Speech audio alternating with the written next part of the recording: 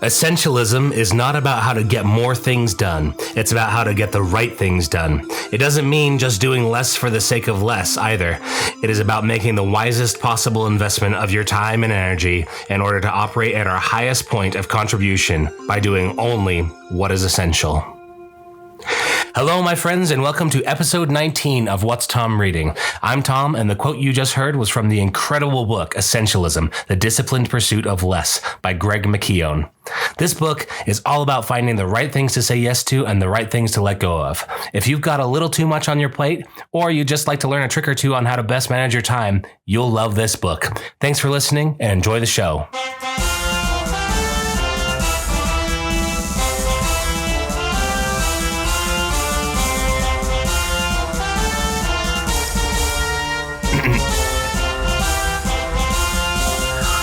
All right. So as I said, welcome to episode 19 of the podcast. Today we are talking about Essentialism by Greg McKeown. And I gotta say, it feels so good to be getting to work on another episode so soon after the last one came out. I talked to a couple of you guys about Red Notice, and the general vibe is that you liked it. We'll talk a little bit more about, some of the feedback that I got there. Well, actually, let's just do that right now. So as I've listened back on the last few episodes I've recorded, and as I've spoken to a couple of you guys, I feel like maybe I'm getting a little bit too formal and trying to put together like a cohesive narrative about the books that I've been reading. And I'm not sure if you guys like that style, and I'm not sure if I like it. So I thought maybe I'd try experimenting a little bit more based off of some feedback and my own kind of preferences here with this episode, if you'll bear with me. And so just kind of to let you guys take a peek behind the curtain on how I make the show, what I'll typically do is obviously I'm reading books, and I'll take notes while I'm reading the books. I keep good quotes and, little nuggets of wisdom and insights that I like, and I'll set them aside for later. Usually, like I said, I'll dictate them into a device that I have, and then I'll go back and, for audiobooks especially, that's the best way for me to do it. Then I'll go back and kind of compile those into written format. And then I'll write a sort of general synopsis, like a book report of sorts, if you will. And then when I get ready to record an episode of the show, I go through my notes, my quotes, and my book report. And then I decide what parts of the book I think would be most entertaining to you guys, what the best takeaways are. And then I chop and swap things around, and I paste it together into a somewhat cohesive narrative. I write it out, semi-long form and sometimes bullet points at what I want to talk about. And then I just hit the record button. And in the interest of my own sanity, and because I have a limited amount of time to devote to this project, even though I love it and I love you guys, I usually try to record the whole show in just one take. I like podcasts that have a sort of conversational flow to them, but ones that aren't just some guy talking about whatever pops into his head. So I'm going for that kind of sort of structured conversational vibe, as though you were maybe hearing me deliver this as like a speech or a lecture or something like that live. I don't want it to be too polished, and I don't want it to be too like off the cuff either. I'm trying to strike that right balance. And that serves several purposes for me. First of all, it saves me a ton of time on editing, right? Instead of trying to create like a perfectly polished product. And hopefully it serves the secondary purpose of sounding more organic and easy to listen to than like a formal audio production would. Not that there's anything wrong with those. Some of my favorite podcasts are formal audio productions, but most of the ones that I really, really enjoy are, kind of more of that free form vibe. Although, a degree more professional than I am, but I'm working on it. I'm doing the best I can. You have to deal with more like ums and breathing sounds than you would with a studio production, but hopefully that you get the sense that I'm talking to you, and you specifically, right? The dear listener, and not just telling a story to nobody in particular and you happen to be listening to it. So all that said, I've noticed, as I said, that my past couple of episodes have felt just a little bit too written down, a little bit too formal. I tried to put together a cohesive and careful narrative with them, but I feel like I just come off as somewhat like robotic and formal without the benefit of that careful editing and like a formal production. So I'm effectively delivering, I think, the worst of both worlds to you guys. And so that sort of defeats the purpose of doing this. Maybe I'm off on that assessment, and your continued feedback is always appreciated, by the way. I want to do what I can to make this show as worth your time as it's possible for me to make it with the limited time, resources, and talent that I have available. So, excuse me. On that note, if you have suggestions, as always, please feel free to email me at whatstomreading@gmail.com. I check that email regularly, and as of now, I have been able to respond to every one of your emails, and I'll try to keep that up for as long as possible as well. You guys are the reason that I do this, so please take some time, especially while the show is still young, to give me some of that good feedback on how I can make this show the best show about books and other random stuff for you specifically. Any feedback is welcome. I really appreciate you guys. All right. So in the spirit of that improvement, I'm going to just take my notes and quotes here, and I'm going to start talking about this awesome book, Essentialism. And right off the bat, I have to admit that this was not a voluntary read for me. This book was inflicted upon me by the business school as an assignment. And generally speaking, I like to pick my own books to talk about, but I got to admit that this one is actually really good. And so I'm not even mad that I had to read the whole thing basically in one sitting. So let's start talking about the central thesis of the book, clear the author's definitions, and then we can move on to the things that I really liked about this book. So basically, the author is advocating for a style of living, kind of like a mantra of essentialism. Thus the name of the book. And so let me describe essentialism to you here. It's, as the title, the long form title implies, it's just the disciplined pursuit of less. In your career, it's only doing the things that are most essential, most important, and most likely to take you where you want to go. It's kind of putting off the non-essential, detours and extra projects that can get heaped onto your plate, and favors for a friend, and all this other stuff that in the world, there are a million good things that you could do with your time, but there are just a handful of things that are the best possible things for you to be doing. And that's the idea. You find that. And in your personal life, it's kind of the same thing. Like, you want to find the way that you can best serve and service the most important relationships that you have. And, it's good to keep a good broad network and to, reach out to lots of people. And if you're a good person who likes to be good to people, then you should take every opportunity to, give a compliment here and there, or, reach out to someone you haven't spoken to in a while to kind of keep the connections fresh there and let them know that you still think about them and care about them. It doesn't have to be as crass as saying like, oh, I want to keep these relationships with useful people open so that they can be useful to me. In fact, if you think of people as just useful objects, then you're probably a sociopath and you should do less networking. But if you like, oh, I haven't talked to that guy in a while and he does a cool thing and I'd like to learn a little bit more about that, then maybe just reach out and say, hey, buddy, I know that you're in this industry and I've had some questions for you. Do you think we could get together and do lunch? Or do you think, I could call and pick your brains for a minute? I just, I'm curious and have some questions, and I really respect you as an authority on this. And, people like to talk about what they do. And so that's been one of my favorite ways to network, is just kind of the call out of the blue and say, hey, will you tell me a little bit more about this field that you're in? That's my thing there. Anyways, and then essentialism is also in the way that you organize your own personal living space. So, not being full of clutter and crap that you don't need, just the stuff that you need, the essentials, essentialism, right? And this quote is from the book. It's about making the wisest possible investment of your time and energy in order to operate at our highest point of contribution by doing only what is essential, right? That's the quote that I read from, part of the quote that I read from at the beginning of the podcast.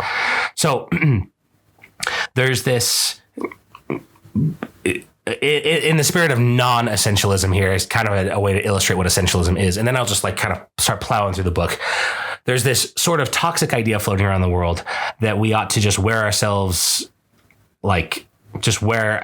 out and down to the nub as a sort of like badge of honor or something like that. And we all know someone, or maybe we are that person ourselves, who always just has bags under their eyes, looks run down and worn out, and yet still proudly brags about how busy they are. And I have to admit that I am definitely in this camp. In fact, just so that we can provide, and that's the way that I decided to do the show, is I'm just going to provide an obnoxious illustration of this point from my own perspective, and then go through and just dissect all the things that I am doing wrong in my life. And hopefully it will be useful to someone out there who is in the same boat as me. And I know a lot of people who are. So let me just tell you a little bit about my life right now. Hello, My name is Tom. I'm a 30-year-old husband and father of 4 daughters, 6, 5, 2, and 9 months old. I am currently enrolled in a joint graduate program where I'm earning a law degree and a master's of business administration at the same time. This semester, I'm taking 21 credits at the business school, and I have loaded a half dozen extracurriculars onto my plate. I'm entertaining a number of different startup business ideas while working with a couple of small businesses part-time on the side. I am up to my elbows in a legal access project converting tedious legalese into plain English documents while doing enough research to ensure that those documents maintain the full force of law. Not an easy task, especially if you're not, super into it. I am in the middle of 3 different writing projects that may or may not ever be completed. And I am the proud host of the finest podcast on the internet. I've been sick for over a month and I'm just now kind of coming out of it. You may detect some sickness still in my voice there. My nose is a little stuffy today. And during that time of sickness, I have eaten crappily, if at all, and haven't performed even the smallest quantity of exercise. And it shows. The exact amount of sleep I got last night was 0 hours and 0 minutes. And my to-do list for today is a mile long. Now, I don't want you to worry too much about me. The 0 hours and 0 minutes. Like I said, I've been sick. I got the dreaded, bug that's been going around the world. I don't even want to say it because I don't know how the algorithms will handle it, but I've been sick for a long, long time with various illnesses, and most recently, the big one that everyone's been talking about. And it's been pretty mild for me. I haven't had any severe complications, but one thing is that it just keeps me up at night, all night. I can't sleep. Every time I lay down, I just end up hacking my lungs up. So I end up starting to sit up, and then I can't really sleep very well sitting up, or I'll start to doze off and I'll start, hacking and coughing. And so I've ended up somehow on the exact backwards sleep schedule from what I should have, where I'll finally be able to go to sleep when the sun comes up, and it's not working for me. So and I have to go back to school tomorrow. So I'm just kind of trying to tough it out today with having pulled an all-nighter, and then hopefully I will be exhausted enough to sleep tonight and then wake up in the morning and go to school and hopefully recover a decent sleep schedule. Anyways, I need to move on, but I am the perfect example of a non-essentialist. I can't help myself. If an opportunity comes along, I feel compelled to scoop it up with both hands, and I will drive myself to the brink of destruction, basically, in order to do as many things as I can. I'm like a hoarder, but with tasks and obligations and, putting too many things on my plate. And then, if I am totally, completely, brutally honest with myself, I have to also admit that I'm not particularly good or doing a particularly good job at any of the many, many things that I'm doing right now. I just simply don't have the time or energy to do justice to any one of the things that I've signed up for. And so I just end up doing a mediocre job and letting people down, on lots of different projects instead of just trying to do a great job on the most important things. So, lest you think that I am bragging about all the things that I have going on, let me share with you a quote from this book that shook me up. Again, I'm just using myself as an object lesson. Myself is the thing I have the most access to. And I'm going to use myself as a way to illustrate the points in this book so that hopefully you come away with a really good idea, not only of how much of a loser I am, but or how, much of a procrastinator or whatever you want to call it. But you'll also have an idea of what this book means and who he's targeting here. There's basically 2 groups, and we'll talk about it. But let me share this quote with you. Quote, "What if we stopped celebrating being busy as a measurement of importance? What if instead we celebrated how much time we had spent listening, pondering, meditating, and enjoying the time with the most important people in our lives?" End quote. And I thought when I read that, I was like, holy cow. Who decided that running yourself into the ground was a badge of honor, was like a sign of someone that should be respected? It's not, actually. And if you think about it, if you think of the people who who truly have their lives together, they get enough sleep, they exercise, they eat right, they do a few things very well, and they keep themselves and their living spaces tidy, and they adhere to a rigorous and efficient routine of tasks that they are well suited to. Where I'm running around my life like a chicken with its head cut off, the people who I admire and would like to be like are living a totally different lifestyle for me. And so I have to ask myself, is it reasonable for me to aspire to a certain way of life while every day making choices that make that way of life impossible? And the answer is no, it's not. And I've got to admit, guys, for some reason, that simple reality never actually dawned on me until I read this book. I mean, I had kind of thought of it this isn't really sustainable or whatever. And I'm not doing as good a job as I'd like to do. But reading this book, I was like, I totally am like that. I totally heap up big piles on my plate and then do a crappy job of executing them. So how do essentialists get to that place where they're killing it? Let's read another quote. Essentialists see trade-offs as a natural part of life, not as an inherently negative part of life. Instead of asking, what do I have to give up? They ask, what do I want to go big on? The cumulative impact of this small change in thinking can be profound, end quote. So instead of saying like, what am I going to miss out on if I don't take this opportunity? What if this person won't like me if I tell them no? What if, this project ends up blowing up and I'm not a part of it because I rejected it? Instead of that, think, what do I personally want to go big on? That way you're not thinking of in terms of things that you're losing. You're thinking of it in terms of like, I'm prioritizing this thing that I'm going to absolutely swing for the fences on. And the idea is that if you change your thinking to that, then you go from being someone who's losing out on opportunities and you have that negative outlook to someone who is prioritizing the main thing. And you're not going to let anything distract you from reaching that goal. And that, I think that shift in perspective is like the author says, is profound. And so what does it practically mean for someone like me who can't seem to say no to an opportunity when it comes along? After all, some opportunities only come along once in a lifetime. And if you miss it, it's just gone forever. The author's take on this conundrum is simple. Quote, the reality is saying yes to any opportunity by definition requires saying no to several others, end quote. So you might think that you're going to seize on every opportunity that comes along, but in doing so, you're automatically taking several other things off of the table that you might not even be aware of yet. And that may be because you fail to perform well at the task that you're taking on, as like I said, personally do so often, and you end up burning a bridge with someone who, if you had done the task right, you might have been able to, have a meaningful future relationship with you. Or it may simply be that you'll end up with your head buried so deeply in that opportunity that you just simply had to have, while the real golden unicorn opportunity walks up to you, nudges you, and then fails to grab your thin attention and then just moves on to someone else who can appreciate it. In other words, your FOMO, your fear of missing out, will cause you to act in ways that will all but ensure that you miss out on the big opportunity when it comes knocking. And that for me is like, I gotta twist my mind around that. If I end up being so afraid of missing out on an opportunity that I'll take everything that comes along, then I'm all but ensuring that I'm going to actually miss out on the opportunities, the real opportunities when they come knocking. So how do we sort those opportunities? The author says we should take some time to go somewhere quiet, think for a while, unplug from all distractions. That's hard enough to do, but if you can do it, good. You should, right? Take time to be unplugged. Take a walk or something and take inventory of yourself. Who are you? What's important to you? What do you want out of life? Quote, what do I feel deeply inspired by? And what am I particularly talented at? And what meets a significant need in the world? End quote. And if you can answer these questions, then you will be a lot further ahead and in a much better position to say no to the things that come along and aren't a good fit. And even better than that, and definitely way more important than that, you will be primed. You will prime the pump so that when the real opportunities come along, the ones that really fit your vision of yourself and your goals, you'll recognize them. You'll be like, that's a good opportunity and I'm all over it and I'm all in and I'm going to kill it.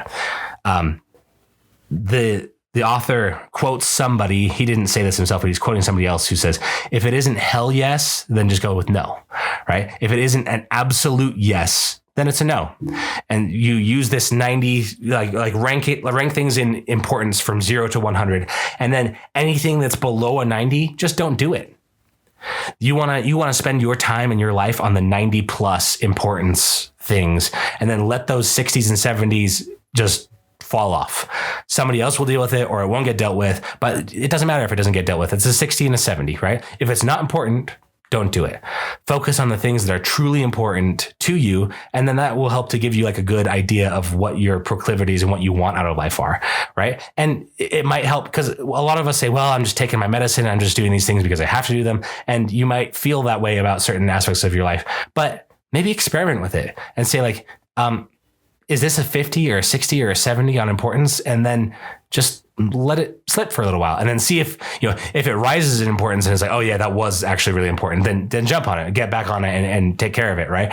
But if it falls away and it doesn't bother you again, that's a great opportunity for you to say, hey, I just trimmed the fat in my life and it didn't hurt. So try it, experiment with it. Right. Let's see. Oh, let's move on to the different sort of non-essentialist that the author describes in this book. So maybe you're the juggler, right? That like me, who you'll take up every opportunity and you'll just do a bad job at lots of different things. Or, excuse me, maybe you are someone who wakes up in the morning and gets ready and then just sort of lets life happen to you. Right? That's actually, I think, probably maybe even more common than being a bad juggler. You're just a person who just decides to go with the flow and let life pass over them and just kind of take things as they come. You're just chill. You're just like letting it happen. The author, though, has bad news for people whose philosophy is to just kind of go with the flow and let life take its natural course. The reality is, if you aren't deciding how to use your time, someone or something else is. Quote, we can either make our choices deliberately or allow other people's agendas to control our lives, end quote. In other words, if you aren't proactive in picking the things that are most important to you and then selecting ways to use your time that will bring you closer to your personal goals and best use, far from taking sort of like a passive chill role in life, you are actually actively choosing to cede the initiative to somebody else or something else. You're just as likely as the juggler to end up with a bunch of ill-fitting tasks on your plate, sapping your energy and your life force while you just spin your wheels all day long, stress out, lose sleep, and accomplish not much of anything at all. And I have to account for, you dear listeners who aren't either the juggler or the log bobbing along the stream of life. Maybe you are the well put together, superstar who's just moving speedily towards those personal and professional goals. I know lots of people who are killing it, and I have deep personal admiration for you guys. I really do. We all do, right? And I guess all I can say to those of you who are doing exactly what you ought to be doing and doing it well is just an almost completely non-bitter, non-salty, good for you. And I mean that. I mean that with love in my heart and just a little bit of jealousy. Right. But good for you. Keep it up. It'll pay dividends throughout your whole life. If you are a superstar, keep being a superstar and, try not to fall off the wagon. That's all I can say. But for the rest of us, how do we sort ourselves out? Right. In one chapter of the book, the author talks about decluttering literally your living space. So get rid of the things that aren't essential and you will find that you appreciate the things that you have a lot more. So you guys may have heard of Marie Kondo. She's this extremely talented professional organizer and streamliner of people's living spaces. And she has this KonMari method of organization. And she has you basically just take each individual item that you own and ask yourself, does this spark joy? And if the thing you're holding doesn't spark joy, as she says, then there's no reason for you to own it. The author in the book, Essentialism, talks about a form of bias that's prevalent among virtually all people. Basically, we tend to steeply overvalue the things that we already own. And you may have noticed this problem or this phenomenon while you're shopping on the Facebook marketplace and you see some piece of junk at just an outrageous price point because its owner is convinced that it's worth far more than its true value simply because it belongs to them and they maybe have some sentimental attachment to it or something. This can be a really hard bias to overcome, but the author says there's one surefire way to tell whether you ought to be holding on to something. And so you just ask yourself, quote, if I didn't already own this, how much would I spend to buy it? End quote.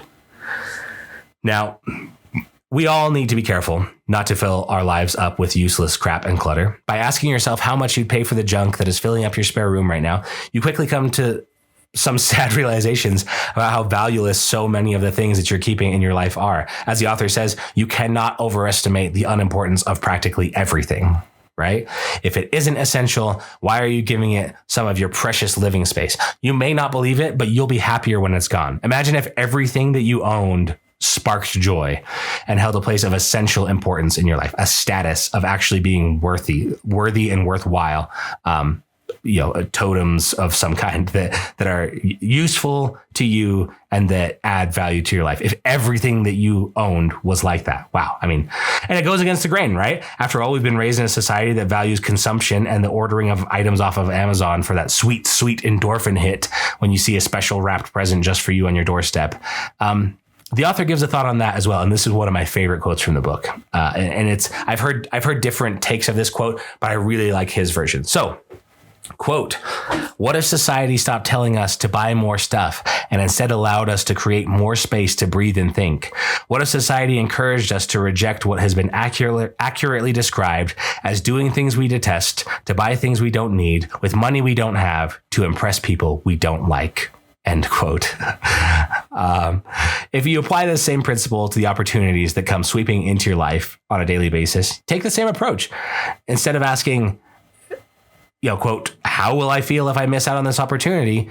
Ask, if I did not have this opportunity, how much would I be willing to sacrifice in order to obtain it? Just like with the thing, if I didn't own this, item, how much would I pay for it? Ask yourself, if I didn't have this opportunity, how much would I be willing to sacrifice in order to obtain it? And if you're like, yeah, this sort of just fell into my lap, I wouldn't sacrifice anything for this, it's probably not worth your time, right? So you got to learn to not be afraid to say no, even if it means hurting someone's feelings. And of course, there's going to be a brief feeling of bitterness between the two of you, especially coming from the person who you've rejected. It hurts to be told no, right? But that feeling will pass quickly, and they'll be left with a greater degree of respect for you and for your time. After all, once they see the value that you put on your own time, they will come to realize how much of a favor they were really asking for when they were asking for some of it. Then, when and if you do have some time to give them, they will know how valuable the gift you are giving them is to you. Right. And so this just breeds mutual respect and appreciation versus, the resentment and taking you for granted that comes when you agree to do a job that you're poorly suited for and then you execute it poorly. Right. That's going to be, they won't appreciate your time. They'll just kind of take it for granted. And then they'll resent you for not doing as good a job as you could have done or should have done in their opinion. Right.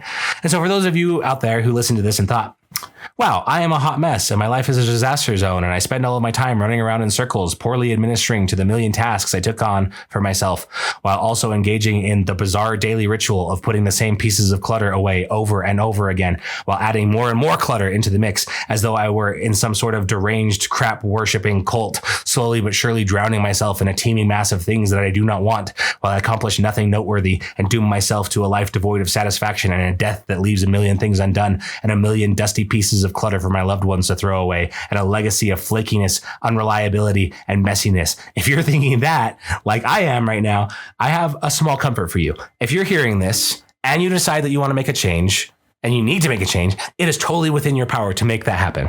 No is a complete sentence, as they say, and you are too talented, too loved, and full of too much potential to spend your life on the non-essential, especially if it means failing to do a good job on the essential things.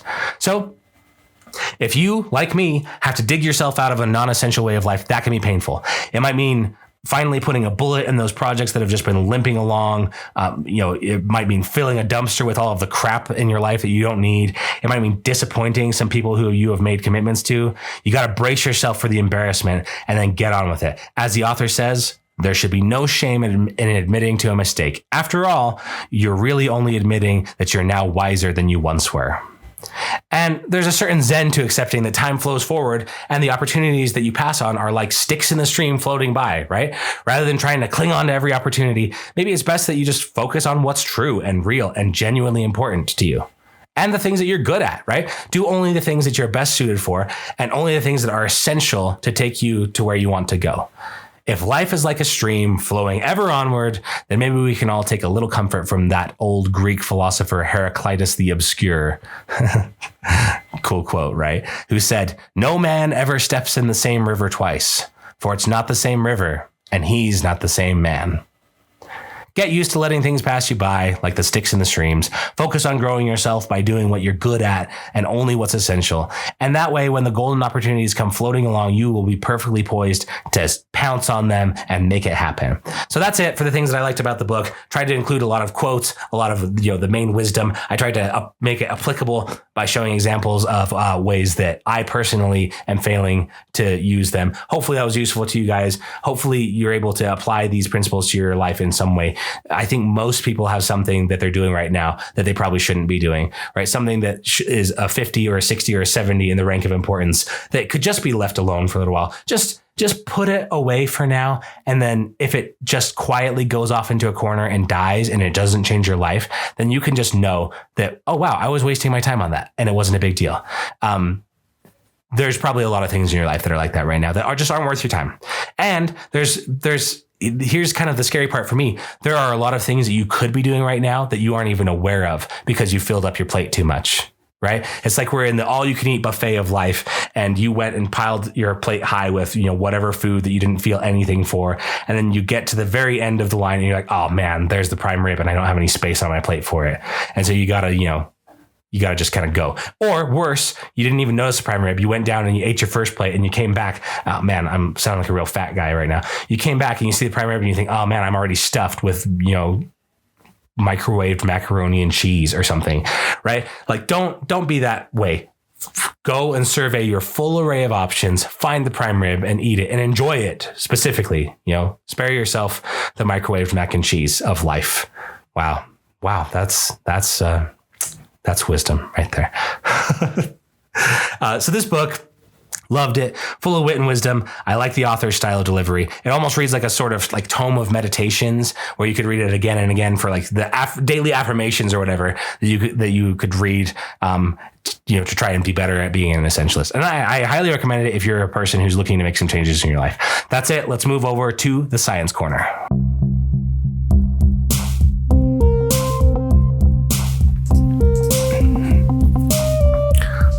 Okay, today in the Science Corner, we are going to be talking about hoarding. Now, I'm not one of you sickos who gets enjoyment out of watching shows like Hoarders on TLC, although I have seen it and I have been entertained by it. So it's hard, right? Because these people are obviously living very sad lives and we should not be watching that for entertainment. That's like, if you watch it and you're like me and you've seen it, it's obviously a huge guilty pleasure. I don't know why it's allowed, right? Because you wouldn't have a reality TV show following around like bipolar people and be like, oh, look how quirky they are, right? But anyways, let's move on past the ethical implications of the show Hoarders, and talk about hoarding itself. So I saw a scene on that show where people were clearing out a hoarder's house and they found not one, but many flattened dead cats underneath all of the garbage and things that they had in their house.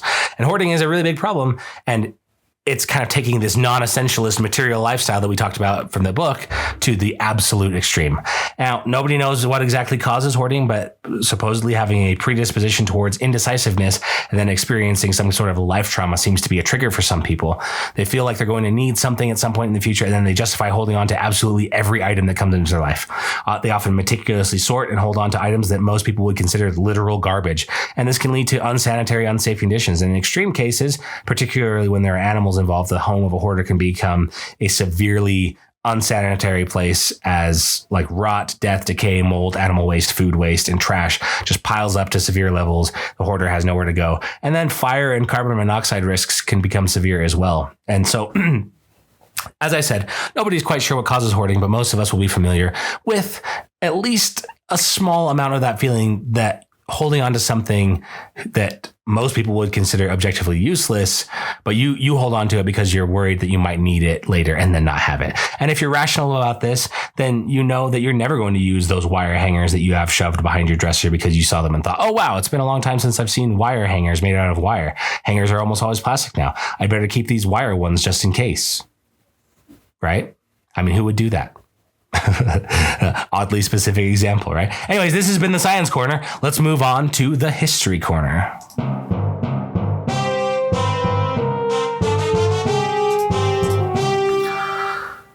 All right, welcome to the History Corner, and today I'm going to go kind of part history and part mythology, but in the spirit of the non-essentialist bad habits, I wanted to talk about dragons, specifically hoard guarding dragons. Now, I have always been fascinated by dragons as a mythical creature because many different cultures around the world seem to have simultaneously come up with their own myths about dragons, while, as far as we know, no dragons ever actually existed. So it's got to be one of those deep down human things that must have some sort of profound genetic or spiritual component that we don't fully understand, because dragons just pop up everywhere in the ancient world. And so the other thing that's super fascinating about them is that from China to Greece to Scandinavia, these dragons are almost always depicted as greedy monsters who gather and guard a hoard of treasure. This, I think, is a piece of wisdom from our ancestors that we could spend some serious time thinking through the implications of, right? But in the context of today's book, we can apply some essentialist paradigms to the dragon and its hoard. So think back to the idea of putting too much stock on the in the trappings of the world, right?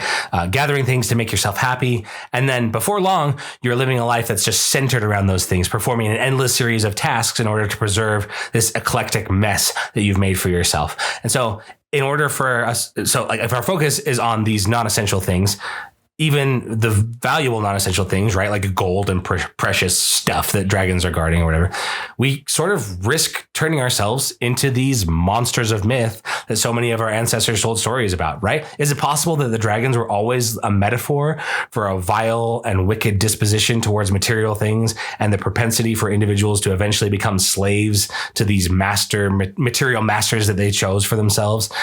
There's some implications there that maybe we can look into, or, maybe they just thought that giant flying lizards that could breathe fire were super dope, and that any brave hero who could fight and kill one should be rewarded with a mountain of gold and a beautiful princess. That also works on a lot of level too. So anyways, this has been the History Corner. Let's move on to the Random Corner.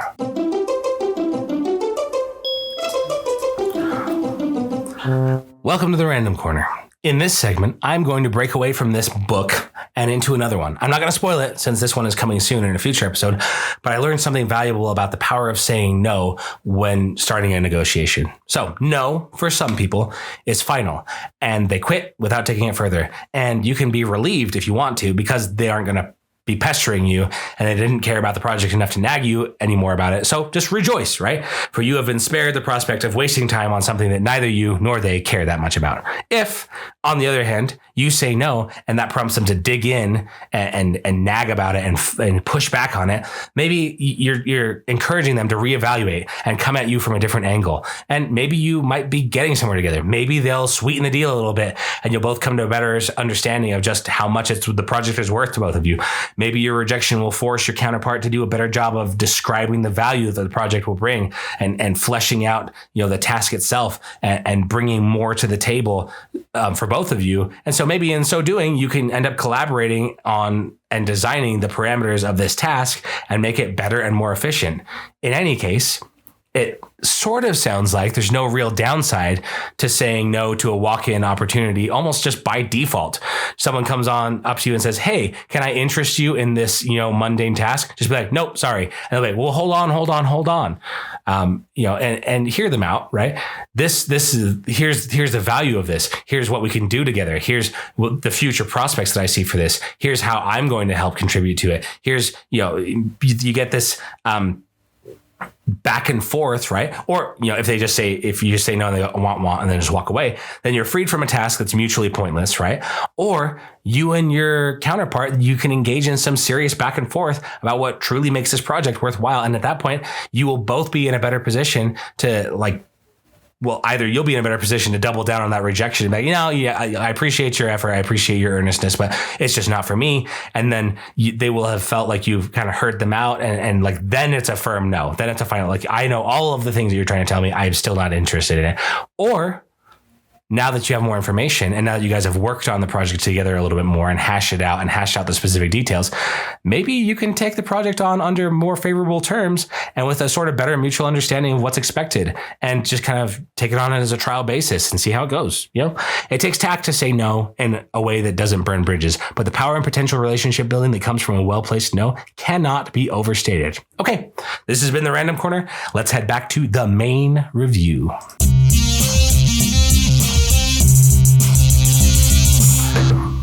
Okay, we have reached the portion of the podcast where I talk about the things that I did not like so much about this book. Now, it's a good book. I think the author's point is really well made. I think his thesis is pretty strong. But here are some things that I thought that I wrote down as some weaknesses that kind of bugged me a couple times. I question the methodology, right? How do you know what you're good at without trying lots of things? How do you know one of the opportunities that you're trying to juggle isn't going to turn out to be the goose that lays the golden eggs, right? What if something breaks loose on the project and all of a sudden, boom, it's running and it's going just like you dreamed it would. And there it goes, right? If you're in the habit of saying no to things that pop up, how do you know that you'll be able to recognize a truly excellent opportunity when it shows up? So, and if you're the one, here's one of the big flaws I thought. If you're the one responsible for deciding what's essential, that's a critical flaw in the whole idea of the book, since you obviously thought it was essential when you picked it up in the first place. So now he's just saying, he's basically just saying you need to spontaneously develop better judgment when it comes to the things that are really important to you. Isn't that the main problem? Since my lack of good judgment is what got me into this mess in the first place. Isn't openness to new opportunities a good trait to have, right? After all, how do you find the things that you're talented at without experimenting? How do you know what you're bad at without trying and then failing at something? At what level are you supposed to quit, right? Some talents take years to develop. Are we supposed to chalk things up to non-essential just because we don't have an immediate natural aptitude for something? Would we ever have concert pianists or professional musicians of any kind if everybody used that model? What would we as a society lose if we didn't have people who are willing to struggle along in near fruitless obscurity for years and years as they hone their craft into something world changing, right? Maybe if you were taking the essentialist point of view, they'd say, well, this isn't really paying dividends and I'm not particularly good at it yet, so I should just quit. How much beauty and truth and discovery and, hard won value would we lose if everyone took that approach to life? So these aren't really problems that are like the end of the world for me. And I'm sure that the author would be able to adequately address each of these points. And maybe he actually did address some of them in the book and I just totally failed to register it, which is, I think, pretty probable, actually. At any rate, I think there's a lot of wisdom in what he had to say. I am comfortable chalking up any trepidation that I might feel about his ideas to my own resistance to changing the entire way that I live my life. The part of me that chose this life has a strong vested interest in ignoring the principles of this book that are going to cut against the status quo, right? That's something that I'm personally going to need to try to put in check as I start doing work to get on the essentialist track. So that's it for the things that I didn't like. Let's move on to the rating of the bells.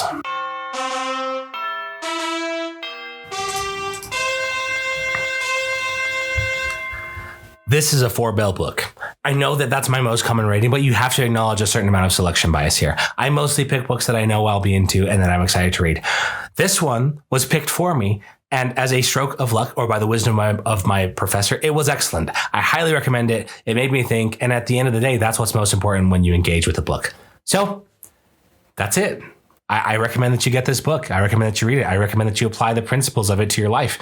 I'm going to try to, right? That's it for today's episode. Let's move on to the parting thought. But first, I want to thank you guys very much for listening. I appreciate your support. If you like the show, please share it, review it on whatever platform you listen to. So that we can start to persuade the algorithm overlords to show this to more people. Anything that you're willing to do to help the podcast reach more people who can get something out of it will mean the world to me.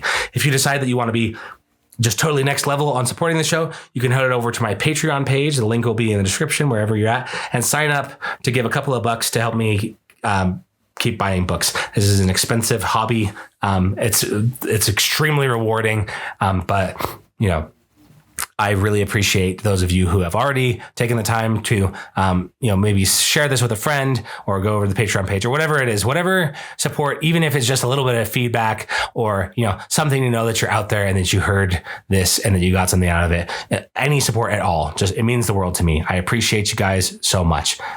As always, if you have any questions, comments, concerns, corrections, compliments, or complaints, I'd be glad to hear from you. Your feedback is being implemented in real time, and I take the suggestions of listeners very seriously, particularly while the podcast is still so young. So if you have any ideas, feel free to reach out to me at whatstomreading@gmail.com, and I will be very happy to hear from you, and I'll get back to you. So let's move on to the parting thought and wrap things up. Quote, "The life of an essentialist is a life lived without regret. If you have correctly identified what really matters, if you invest your time and energy in it, then it is difficult to regret the choices you make. You become proud of the life you have chosen to live." End quote. What do you think you'll be thinking about in the last moments of your life? I know it's unpleasant to contemplate your own mortality, but our time in this life is, as McKeown says, almost pitifully small in the grand scheme of the universe. As he says, that shouldn't depress you. It should excite you. It should rouse you to the task at hand and focus your thinking. You have a limited amount of time in this life, and you don't know if it'll be over today, tomorrow, or many years down the line. So what are you going to do with the time you've got? What are you going to do today? What's essential today? When you start to think of your life in those terms, doing anything other than what is most important and essential to you almost seems wasteful, pointless. At the end of your life, Do you want to have left a legacy of unfinished, worthless projects and piles of worthless junk? Or do you want to have loved your people, delivered meaningful performances on things that you were genuinely good at, and lived a clean and clutter-free life surrounded by the people and things that are truly important to you? Do you want to leave behind things that were valuable to you, that meant something to you? When I think of my life in that way, the choice is clear. I know what I have to do now. It's not going to be easy or fun, but I'm going to keep I'm not going to keep sacrificing my health and my sanity on the altar of a million pointless projects that I'm not even particularly good at. I'm not going to keep chasing the same clutter around my house day after day. I am going to spend my time and energy on the people, things, and opportunities that truly matter. In short, I am going to try to master essentialism, the disciplined pursuit of less. What do you say? Are you in? Thanks for listening. Have a great day. You deserve it.